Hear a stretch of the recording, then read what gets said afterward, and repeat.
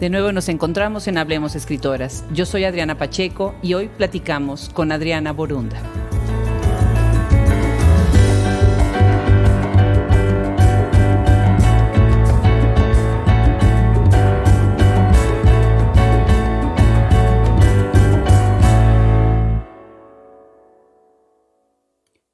Cuando hablamos de escritura dirigida a la enseñanza o a la capacitación, normalmente pensamos en términos como pedagogía, crítica o investigación, y menos con el término escritura. Pensando precisamente en esa idea, es que hoy he querido invitar a Adriana Borunda para que veamos otro aspecto, otras facetas de lo que es la formación de las letras y en qué otros campos se puede incursionar. Adriana Borunda tiene una licenciatura en letras por la Universidad de las Américas, Puebla. Estudió después una maestría en políticas educativas internacionales en Harvard University. Tiene la certificación Go to Market, otorgada por la Escuela de Negocios de Stanford University. Estudios académicos en Brown University, Magellan University. Y ha fundado una empresa que se llama Escolástica. Escolástica tiene como propósito ayudar a los estudiantes que tienen aspiraciones a estudiar posgrados en el extranjero. Su libro, Escolástica 360, es una herramienta muy necesaria y fundamental en el mundo contemporáneo, en donde la demanda para solicitar ciertas universidades es cada vez más alta. Pues hoy tenemos en Hablemos Escritoras a una excompañera de la universidad de hace muchos años, que ha tenido una carrera muy exitosa. Me da muchísimo gusto que hoy haya aceptado esta invitación. Y van a ver que este podcast nos va a enseñar otra cara que tiene quienes hacemos letras y quienes trabajamos la letra escrita. Así que, pues bienvenida, Adriana, a este programa. Hola, ¿qué tal, Adriana? Muchas gracias. Bueno, pues platícanos. Yo creo que tú nos vas a enseñar mucho hoy las otras facetas de lo que hace una persona que estudió literatura como bachelor, como en inicio de la carrera, pero ha incursionado ahora en otras áreas, que es más la pedagogía y la investigación de cómo es los sistemas de enseñanza y de preparación para estudiantes de posgrado. Platícanos un poquito, ¿en dónde te ubicas tú en estos campos y dentro de qué grupo tú te definirías?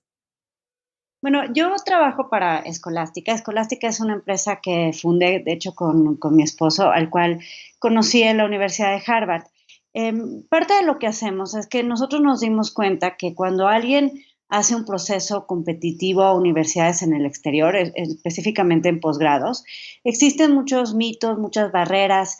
Hay veces que es difícil saber cómo estudiar, es difícil escoger y seleccionar programas para los cuales te van a llevar a conseguir la realización profesional. Entonces, empezamos Escolástica bajo esta premisa, ¿no? De ayudar a otras personas a conseguir sus objetivos de posgrado y conseguir la realización profesional a través de un posgrado competitivo. Yo creo que parte de lo que yo hago es finalmente sí está bastante ligado a la literatura. A mí, haber estudiado literatura me sirvió mucho a mí porque al final del día yo ayudo a otras personas a que cuenten su historia. La tienen que contar para un comité de admisiones, pero generalmente las preguntas que hacen los comités de admisiones para seleccionar a los candidatos que eligen en sus posgrados tienen que ver con los temas que a ellos más les importan, dónde quieren tener su legado profesional, dónde van a tener dónde están sus fortalezas, sus debilidades, qué historias los hacen a ellos únicos. Entonces, parte de mi trabajo es ayudarles a identificar estas historias, identificar el hilo conductor que ha unido sus diferentes experiencias, su trayectoria profesional, su trayectoria académica. Entonces, de cierta manera, aunque yo no estoy trabajando directamente en temas de literatura o trabajando en una universidad como académica, veo la parte de la literatura a través de cómo alguien puede aprender y contar su historia de la mejor manera. Y al final de cuentas, la parte de educación, porque yo hice mi maestría en política educativa y estaba enfocada también a diseño curricular y demás, pues esa parte me ayuda porque yo pienso que para mí es muy importante, parte de lo que hace interesante mi trabajo, algo que a mí me da mucha satisfacción como profesional, es también ayudar a otras personas a conseguir sus objetivos a largo plazo, ayudarlos a conseguir esa realización profesional. Entonces yo veo la parte de la educación como una excelente herramienta de orientación para que otras personas alcancen su potencial y veo la parte de la literatura como un excelente vehículo para ayudarlos a contar su historia y a encontrar ellos mismos aquellas cosas que los apasionan, que realmente quieren tener un legado profesional en el futuro. Qué interesante. Bueno, además siendo tú misma exalumna de universidades como Harvard, Stanford y has estado también en Brown University, ¿no? Tú sabes muy bien pues el terrible proceso por el que se tiene que pasar, y digo terrible porque pues es largo, es complicado, pero una vez que se logra, y el filtro que se crea para todos los estudiantes que sí van avanzando cada una de las fases en el proceso de admisión, pues lleva a los mejores estudiantes a ser a los que son aceptados por las universidades. Esto que mencionabas sobre políticas públicas, desde mi perspectiva es muy importante, porque creo que en el tema de la educación las políticas públicas son las únicas que pueden ayudarnos a mover todos los procesos educativos a un nivel más formal, que pueda beneficiar a una población más grande. ¿Qué opinas tú sobre tu experiencia a través de lo que son políticas públicas y el tema de la educación en general?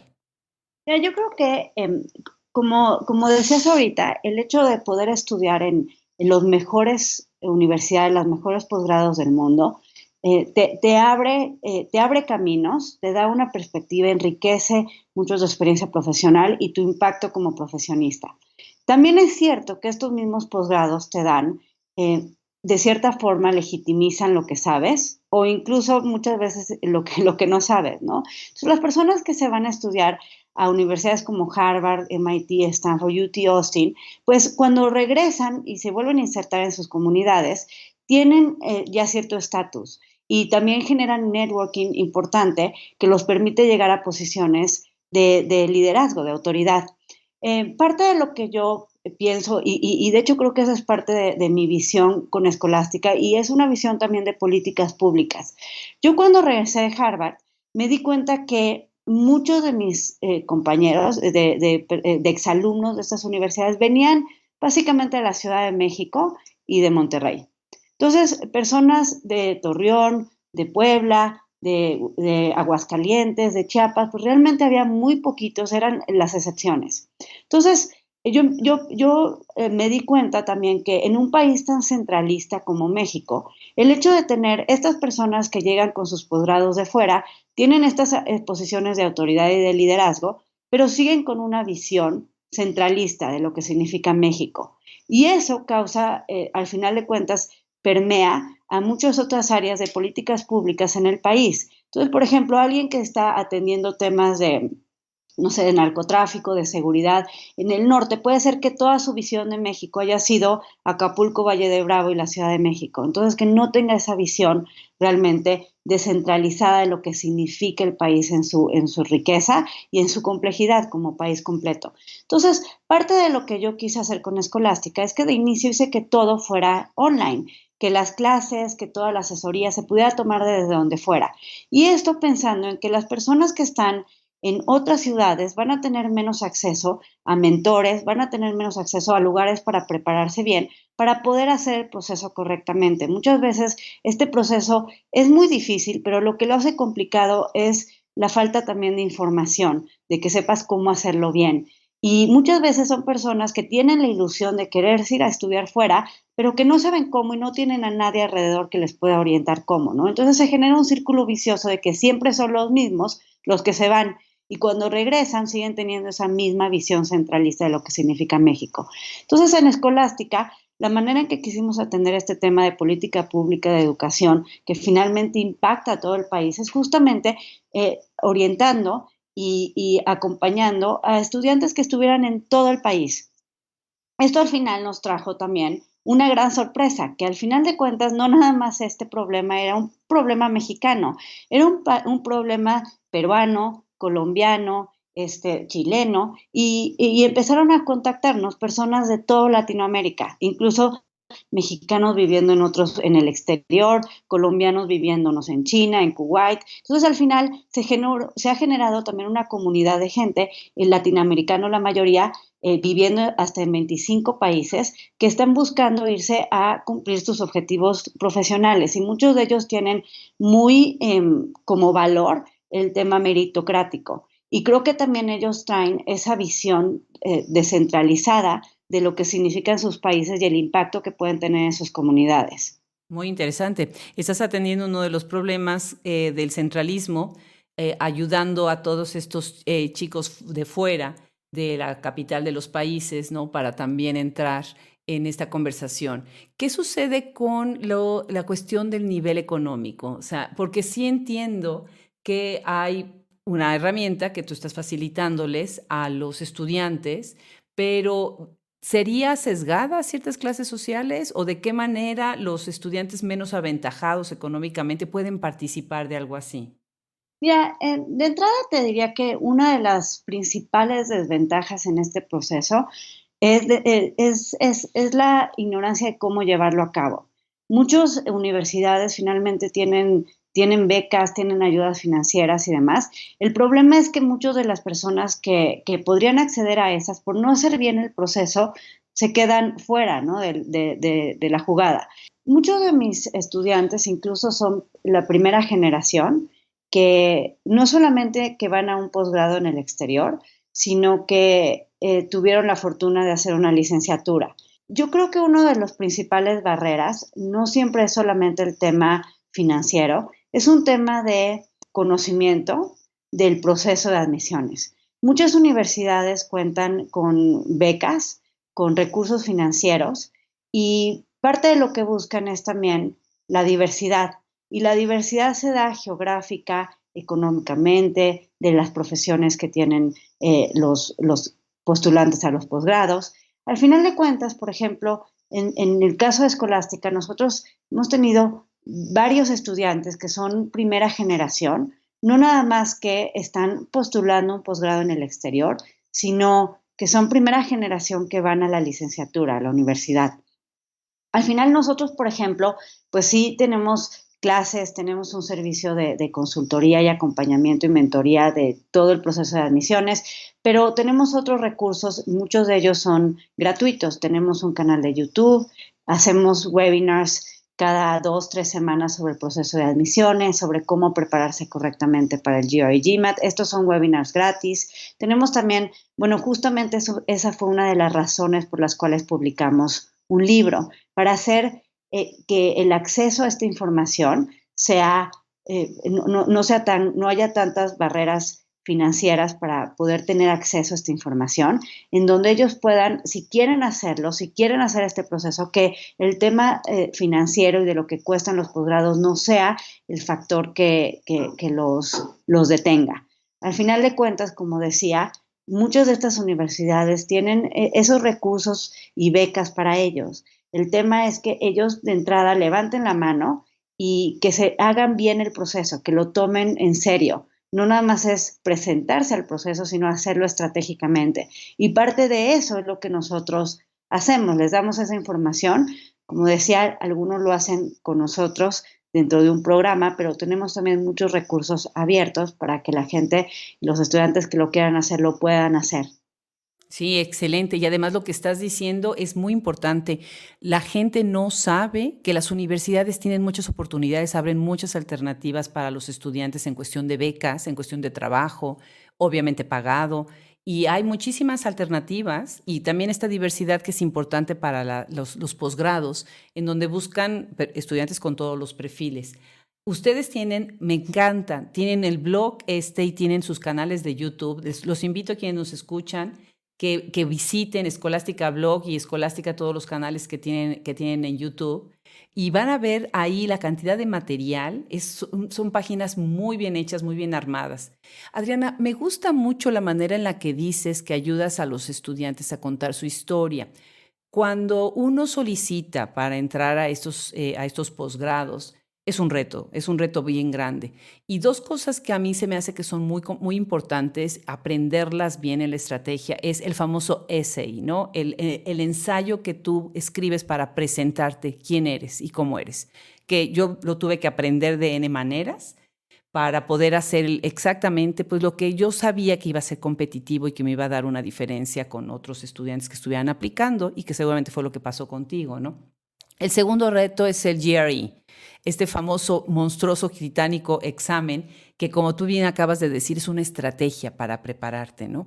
Afortunadamente yo tengo un marido que tiene un doctorado en electrónica y él fue el que me ayudó a preparar el GRE, pero pues no todo el mundo tiene esas suertes, ¿no? Pero platícanos un poco, esta idea de escribir la historia a través del essay, que se me hace muy bonita de tu relación con la literatura, y por otro lado tu idea de la estrategia, ¿no? De cómo hacer a los estudiantes que tengan un pensamiento más estratégico.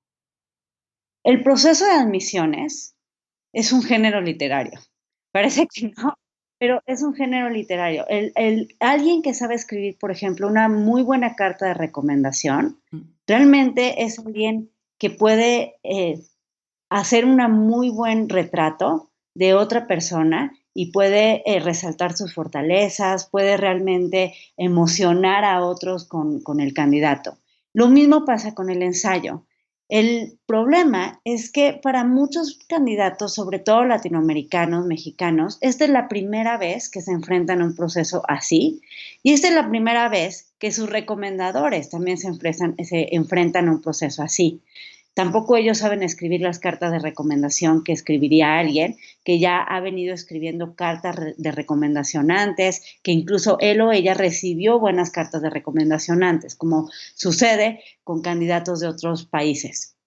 En parte de lo que se nosotros, creo que ahí es donde está también esa relación con la literatura, es que en el libro, por ejemplo, hablamos del leitmotiv, ese hilo conductor que va uniendo, ese tema que une tus diferentes historias, que une tus pasiones, que une todo aquello que conjuga tu historia. Muchos estudiantes, muchos postulantes, nunca habían pensado en esto antes. Decían, yo tengo mi CV, esto es lo que he hecho. Muchos incluso pues son de perfiles muy diferentes, ¿no? Algunos habrán estudiado una carrera en, no sé, humanidades o literatura, filosofía, pero hay otros que estudiaron actuaría, ciencias de la computación, economía. Entonces, para algunos es la primera vez que se han sentado a tener que reflexionar y pensar y escribir sobre ellos mismos para generar un impacto en alguien más que los está leyendo. Y esto pues es un proceso que tiene que llevar mucha reflexión, que tiene que llevar también un autoconocimiento, pero no nada más es un autoconocimiento, es también de un conocimiento del proceso, un conocimiento de quiénes te van a evaluar. Y al final del día, pues también hay un balance, porque al estar hablando de uno mismo, uno puede sonar también presuntuoso o no auténtico, sobre todo en un proceso en el que te están escogiendo. Entonces hay muchos factores que tienen al final del día un impacto en cómo se va a leer tu ensayo. Es un ensayo personal, pero es algo que van a leer otros, ¿no? Nosotros como ayudamos en esa parte, los ayudamos a entender cómo deben de contar su historia, a platicar con ellos sobre su historia personal, a ayudarlos a identificar cuáles son sus fortalezas, cuáles son las dudas que puede generar su perfil. Los ayudamos también a contestar una pregunta que es fundamental en el proceso, pero que además es fundamental para conseguir la realización profesional. Y la pregunta es, ¿qué es lo que más te importa? ¿Y por qué tú vas a hacer una diferencia en ese tema? Los comités de admisiones quieren saber esto y lo preguntan de diferentes formas sin importar qué tipo de posgrado es. No importa si es un doctorado en ingeniería o es una maestría en políticas públicas o es un MBA. Quieren saber dónde va a estar tu impacto y qué temas son los que te apasionan y dónde vas a tener tu legado. En el libro tenemos, de hecho, todo un capítulo para ayudarlos a entender cómo contestar bien, responder bien esta pregunta y las cosas donde tú lo tienes que ligar al final de cuentas a un posgrado, ¿no? Pero esta idea de sentarte a pensar qué es lo que más me importa a mí y cómo voy a conseguir eso y de qué manera un posgrado puede ser un vínculo o un eslabón que me va a ayudar, una herramienta más bien, que me va a ayudar a conseguir esto que quiero. Eso es algo que al final del día genera y hace que fluya la historia, ¿no? Pero la historia finalmente es de ellos y ellos son los que escriben el ensayo. Nuestro papel o mi papel es ayudarlos a, eh, a escribir una historia que cuente esto, que tenga los objetivos, pero que también sea una historia auténtica, una historia honesta de ellos. En cuestión del GRE GMAT, el examen es muy difícil, como menciona Adriana. Creo que una de las cosas que lo hace difícil, y eso es también donde viene mi otra faceta, que es la parte de diseño curricular y educación. Yo, como parte de mi experiencia profesional, también he trabajado diseñando planes curriculares y también diseñando exámenes estandarizados. Entonces, cuando alguien diseña un examen estandarizado, lo primero que hace es diseñar el estándar, bajo el cual va a medir a todas las personas que presentan el examen, la norma. Ahora, el problema es que para el GRE y el GMAT, que son los exámenes que generalmente piden la gran mayoría de los posgrados en el exterior, pues el hispanoparlante es como el 6% de las personas que presentan este examen en el mundo. Entonces, de entrada, el diseñador no lo toma en cuenta porque pues, es la minoría para hacer esta norma o este estándar. Eso significa que un hispanoparlante no nada más necesita tener el conocimiento de las estrategias del examen, sino que debe de superar otros retos que son culturales, semánticos, lógicos, que lo ponen en una desventaja. Prueba de esta desventaja es que alrededor del 65% de las personas que presentan el GMAT o el GRE en el mundo salen mejor que los hispanoparlantes. El promedio de alguien, un mexicano, un colombiano, un peruano en el GMAT o en el GRE es como el 30 percentil, 35 percentil. Eso significa que alrededor del 65-70% de las personas en el resto del mundo les va mejor. Es muy fácil echarle la culpa y decir, es que son las matemáticas, es el inglés, es el hecho de la educación en los países. Al final de cuentas, las personas que ya están haciendo este examen son la élite académica de los países. Son gente que de entrada tiene licenciatura, porque si no, no podrían hacer un posgrado. Hablan inglés, porque pues si no, tampoco lo estarían pensando fuera. Y pues o sea, tienen como quiera, consideran a la educación como un valor importante, por eso quieren un posgrado en una universidad de excelencia. Entonces, estamos hablando de las personas más preparadas académicamente de nuestros países. Entonces, ¿por qué salen tan mal? Salen mal por esto, por lo del estándar y los prejuicios adicionales que tienen estos exámenes. El problema es que la mayoría no sabe esto y no se preparan bien, y entonces, sin querer, no logran superar esa barrera del examen. Sí, cuando uno va a las bibliotecas, a las librerías en Estados Unidos, hay una sección que son la sección de reference books, en Uh donde -huh. encuentras manuales y manuales y manuales, ¿no? Que son libros que casi no se encuentran en México, y en eso estoy de acuerdo, ¿no? O sea, cuando yo vi tu libro y revisé el índice de tu libro, se me hizo muy interesante que pues, estuvieras cubriendo tantos aspectos, ¿no? Tantas áreas, ¿no? Sí, así que estoy de acuerdo contigo. No es nada más saber los conocimientos, sino saber la semántica de lo que están esperando que tú digas, ¿no? No, y temas culturales en el mismo examen, porque el problema es que si uno, como mexicano, como peruano, colombiano, va y toma solamente los libros que hay disponibles en las librerías, el problema es que esos libros están hechos de entrada para alguien que hizo el SAT o el ACT. Entonces, esas personas pues ya hicieron todo, están muy acostumbradas a exámenes estandarizados. Los han hecho toda la vida.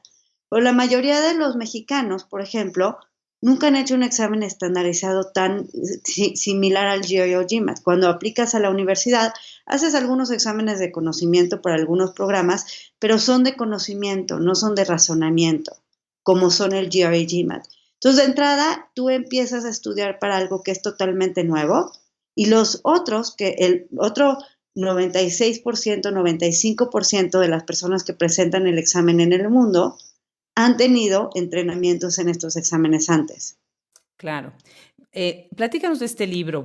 Primero quisiera mencionar algunos de los temas que tú abordas en el índice, que se me hace muy interesante porque vas desde la base, ¿no? De cuál es la razón para estudiar un posgrado, hasta ir ya a cosas más elaboradas como son, por ejemplo, el famoso ensayo, cómo formatear, cómo lanzar este currículum vitae, que también tiene su ciencia, que es muy diferente a una bio que un currículum vitae o nada más una cápsula biográfica. Obviamente las cartas de recomendación es otra de las secciones que tú estás cubriendo, que también a veces, el problema a veces yo lo veo así, Adriana, y tal vez es importante tu comentario, es que las personas que te van a dar la carta de recomendación no quieren hacer una carta de recomendación que tenga este nivel de competitividad, ¿no? Están acostumbrados a tener sus machotes en su carta de recomendación, es un favor que estás pidiendo y tú estás también limitado. A veces, por ejemplo, hay estudiantes que pierden la oportunidad de hacer su solicitud porque la carta de recomendación nunca llegó, ¿no? Porque además la carta de recomendación va directa hacia la institución y el estudiante que está solicitando no tiene nada que ver. ¿Nos puedes platicar más sobre tu libro y sobre estos capítulos que tú estás dividiendo ahí?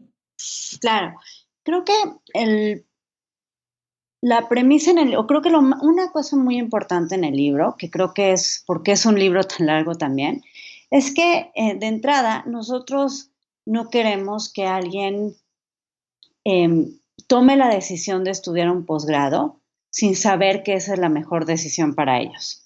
El tema de costos de oportunidad. No es estudiar un posgrado por estudiarlo. Tienes que saber muy bien. El estudiar un posgrado es una respuesta a una pregunta.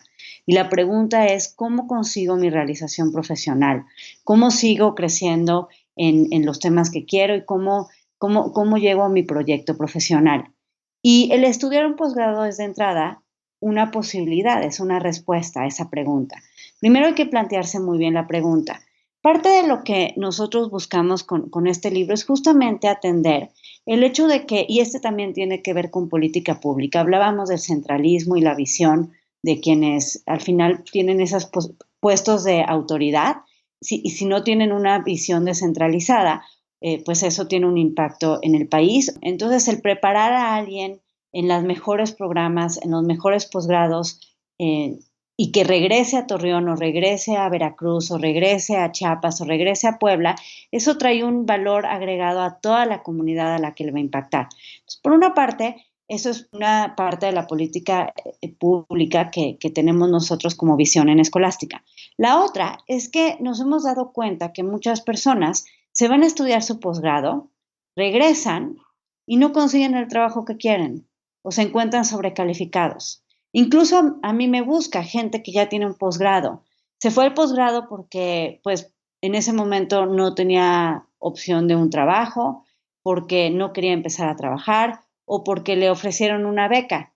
Dijo, pues me voy a ir a pues me lo dan con beca, entonces me voy aquí. Y resulta que el posgrado, cuando regresa, no le está sirviendo para lo que quiere. Entonces, eso es también uno de los temas que nosotros buscamos atender en Escolástica, ayudarte a pensar muy bien, de manera estratégica, para qué y por qué el posgrado y cuáles posgrados realmente te sirven. Entonces, parte del libro es justamente invitar al lector a una reflexión sobre esto, ¿no? Sobre realmente escoger estratégicamente a través de la visión de la realización profesional. Entonces, esa es la primera parte del libro. La segunda parte ya está enfocada directamente en cómo lograr la admisión a estos posgrados que al ser los que mejor te ayudan a conseguir la realización profesional, probablemente serán los más competitivos del mundo. Entonces, ¿cómo lograr la admisión a estos posgrados? Y es ahí donde nos enfocamos desde la parte de errores comunes en los ensayos de admisiones, cómo sentar tu narrativa, cómo hacer un autodiagnóstico de tu perfil para que tú entiendas mejor cuáles son realmente tus debilidades y tus fortalezas como candidato. Este es un tema importante porque muchos no lo tienen claro y no lo tienen claro porque lo ven desde su visión de postulante y no desde la visión del evaluador. El evaluador, que es el comité de admisiones, es quien realmente tiene O sea, es el que define los que son las diferencias o las debilidades. Y en cuestión de las cartas de recomendación, este es un punto bastante importante, porque como decía, hay gente que puede tener, escribir una carta de recomendación es también un género literario, y hay quienes tienen la fortuna de tener recomendadores que saben escribirlas muy bien, y eso al final del día puede convertirse en una ventaja en el proceso. Entonces, ¿cómo le hago yo si no tengo eso?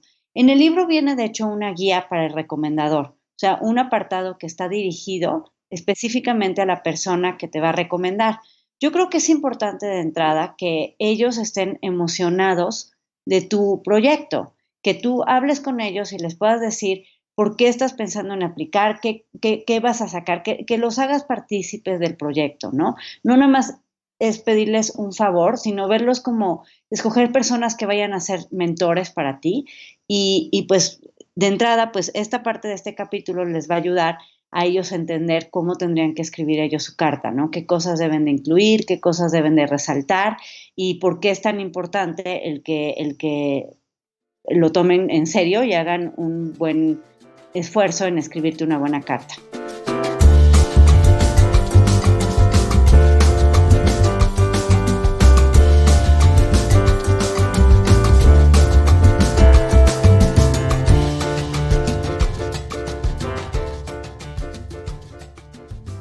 Qué interesante. Hemos estado hablando de solicitar ingreso a una universidad, pero también hemos estado hablando todo el tiempo de escribir, escribir y escribir, ¿no? Y eso es precisamente la idea de que estés en el programa, ¿no? Otras muchas facetas y otros aspectos, otras dimensiones que lo que tiene la literatura, ¿no? Bueno, pues por lo que entiendo, entonces tienes aproximadamente 10 años ya con Escolástica y eso quiere decir que pues ya tienes egresados, ya tienes historias de éxito y has de tener, bueno, pues infinidad de anécdotas de tus alumnos. Me gustaría que nos mencionaras algo, cómo los que ya trabajaron con ustedes, de qué manera retroalimentan el programa, si se convierten en embajadores del programa y si nos pudieras comentar una anécdota importante en donde tú sientes que Escolástica marcó la vida de esa persona para tomar su decisión de qué estudiar, cómo estudiar, dónde estudiar y cuál fue el resultado. Creo que una de las Escolástica, y creo que eso es lo que lleva también incluso a mi propia realización profesional. Yo como conversamos, pues he tenido una carrera no tan usual para alguien que empezó estudiando la carrera en literatura, luego se fue a educación, luego terminó como emprendedora, porque finalmente este fue un proyecto que inicié yo. Entonces, parte, de hecho le hago hasta de orientadora vocacional, psicóloga, todo. Ya lo creo. Entonces al final, creo que de entrada a mí, el haber estudiado literatura, creo que a lo mejor hay muchas cosas que ya se me olvidaron, o sea, ciertos nombres de autores, ciertos libros que leí, ya se me olvidaron. Pero sí me quedó mucho el tema del pensamiento crítico, razonamiento crítico. Y creo que eso es algo que me ha ayudado a mí, ayudar a otros a contar sus historias a través de sus ensayos personales. Es algo que al final de cuentas permea muchos de mis consejos que les doy. El entender otras perspectivas, el tener empatía, el entender otras realidades también es algo que creo que uno puede adquirir muy bien a través de la literatura y es algo que se convirtió en parte de mi personalidad y de mi visión como profesionista y como persona también. Entonces, bueno, Escolástica tiene ya 10 años, entonces sí hemos tenido ya la oportunidad de ver mucho esos casos de gente que llegó con nosotros y qué ha pasado con ellos y cómo se insertaron a su regreso ya en el mundo laboral, ¿no? Y cómo están consiguiendo sus proyectos profesionales. Creo que esta parte en la que he puesto algún énfasis de que uno tiene que pensar profundamente sobre su realización profesional antes de elegir el posgrado, se convierte de entrada en una gran ventaja en hacer el proceso, porque puedes ya tener una mejor idea de qué contestar y cómo contestar las preguntas de los ensayos personales y al final de cuentas aprovechas muchísimo mejor tu posgrado y tienes ya claridad de rumbo para cuando regresas. Casos que hemos tenido muy puntuales es, por ejemplo, el de una muchacha que ella llegó con nosotros buscando una maestría en temas de sustentabilidad y ella era arquitecta y vivía en Jalapa. y quería buscar un programa en Holanda o en Rhode Island School of Design enfocado a temas de energía sustentable, pero enfocado en arquitectura y diseño. Sin embargo, ella tenía un perfil de alguien que era muy preocupada por el medio ambiente, había trabajado en Greenpeace, había trabajado en proyectos con comunidades en Veracruz, ayudándoles en escuelas en Veracruz para temas de sustentabilidad. Entonces, nosotros le orientamos sobre por qué no buscar mejor una maestría en planeación urbana. ¿Por qué planeación urbana?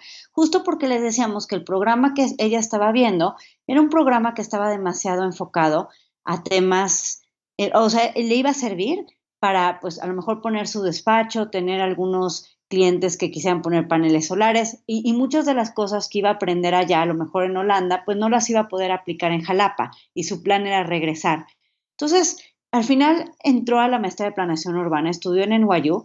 Después de su programa se fue a trabajar a la ONU, trabajó en la Fundación Rockefeller en un proyecto de las 100 ciudades resilientes, ayudando a ciudades completas a enfrentar el tema de cambio climático y ha crecido mucho profesionalmente. Si ella se hubiera ido a estudiar lo otro, pues probablemente hubiera tenido una muy buena experiencia, un muy buen posgrado, pero a lo mejor su impacto dentro de la comunidad y sobre el tema de sustentabilidad no hubiera sido el mismo, porque ella necesitaba temas de políticas públicas de planeación urbana para hacer una diferencia. Tenemos otro caso, por ejemplo, de un muchacho que igual llegó pensando en una maestría en Derecho, en un LLM, siendo abogado y queriéndose ir a Inglaterra. Cuando parte de su proyecto profesional era trabajar en México, en específico en la Ciudad de México, en un puesto de políticas públicas, de gobierno. Parte de la orientación con él fue ayudarle a identificar por qué una maestría en políticas públicas, en administración pública, tenía más sentido para él que aprendiera sobre temas de evaluación de proyectos, evaluación de diseño de programas, economía, estadística, temas que no había visto en la carrera y que si se iba a una maestría en LLM, un LLM, que es una maestría en Derecho para Internacionales, tampoco lo iba a ver y que también le convenía pensar en Estados Unidos. ¿Por qué? Por la cercanía de México con Estados Unidos y tomando en cuenta que la relación es una relación compleja, pero que necesita gente que entienda esta relación. Al final se fue a estudiar allá, lo aceptaron en una de las mejores universidades del mundo y de Estados Unidos en temas de políticas públicas y administración pública, y pues ahora está en una posición de liderazgo, de autoridad muy importante, en donde va a tener oportunidad de hacer una diferencia de las políticas públicas de todo el país. Entonces, qué mejor que alguien que se fue a estudiar allá, que entiende esa relación, pues tenga estas oportunidades. Igual esa lo hubiera tenido si no escolástica, pero el hecho de que llegó mucho mejor preparado para hacer un impacto en su vida y en la vida de otros. Pues qué maravilla, después de tantos años de conocernos. Yo me acuerdo de Adriana, su apellido de soltera, Adriana González, me acuerdo que le gusta el fútbol, soccer, y me acuerdo que estábamos en la universidad y ella se iba a los partidos de fútbol, inclusive creo que en alguno te fui a ver. Y bueno, pues me hace tan interesante cómo va evolucionando esta formación pues, a lo que eres ahora, ¿no? Una profesionista. Quisiera yo platicar un poquito para cerrar la conversación de cómo ha sido tu vida fuera y dentro del país, ¿no? Cómo has estado, te has movilizado mucho, ¿no? En varios aspectos, en varios lugares, varias regiones. ¿Cómo ha sido esa vida? ¿Ha sido fácil? ¿Qué nos puedes comentar brevemente de cómo ha sido estos años en tu vida? Pues yo estoy casada, tengo un hijo de 9 años. De hecho, mi esposo lo conocí en Harvard, en una clase justo de liderazgo. Entonces, y él es mi socio en Escolástica. Entonces, Escolástica se convirtió para nosotros no nada más en un emprendimiento, es algo muy cercano a nosotros. Platicamos mucho de nuestros estudiantes, los invitamos a comer, nos seguimos hablando. Entonces, y mucho de lo que es Escolástica, pues es también en base de nuestra propia experiencia personal, viajando, conociendo otros países, nuestra experiencia profesional. Yo creo que es muy valioso para alguien que anda sobre los 23, 24, 27, 28 años, escuchar a alguien que ya tiene pues yo estoy a punto de cumplir 40, mi esposo tiene 46, que ya tiene cierta experiencia profesional, que ha estado cambiando de puestos, que lleva pensando en los temas de cómo conseguir la realización profesional por mucho tiempo. Es bueno también tener a alguien que te aconseje en eso que vas a vivir, porque cuando estás muy joven no piensas ni en los costos de oportunidad, no piensas, las decisiones las puedes tomar demasiado rápido y no te das cuenta del impacto que pueden tener después.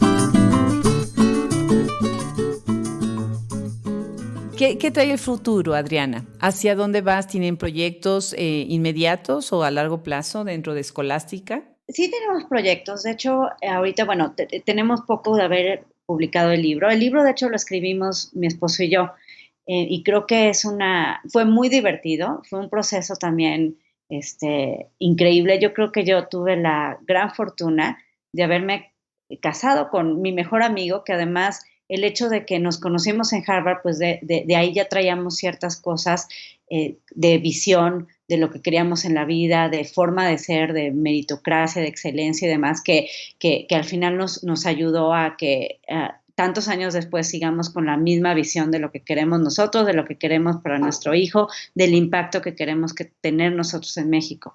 Entonces, el proceso de escribir el libro con él, pues fue muy divertido, fue muy enriquecedor, era lo que hacíamos los fines de semana básicamente, porque él también tiene un trabajo de tiempo completo. Entonces pensamos mucho sobre eso, lo platicábamos mucho. Yo creo que estamos pensando en pronto escribir otro, ya se volvió en parte de de proyectos que queremos tener juntos. Probablemente el otro va a estar más enfocado a temas más profesionales.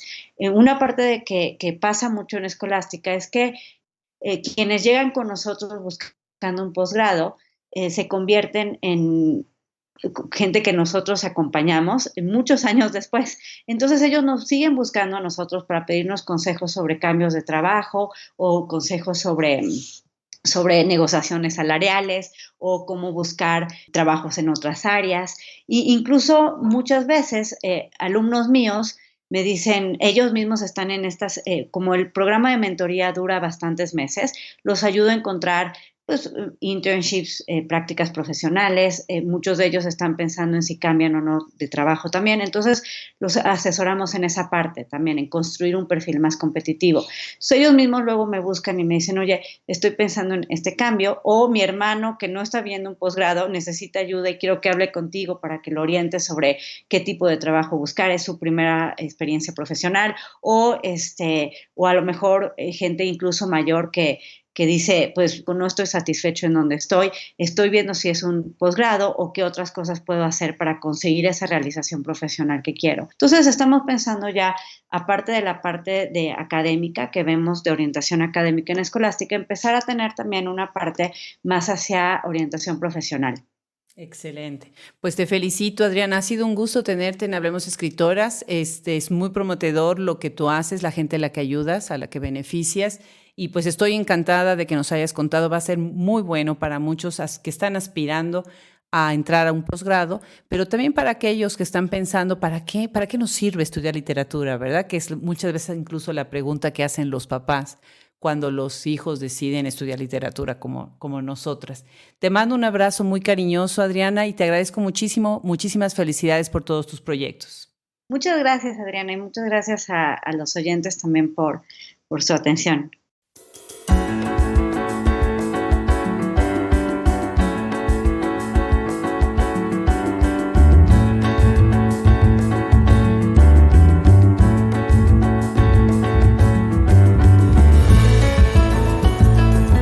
El equipo de Hablemos Escritoras está formado por Fernando Macías Jiménez y Wilfredo Burgos Matos. Página de internet, Andrea Macías Jiménez. Logo original de Raúl Bravo Velázquez. Se despide de ustedes, Adriana Pacheco.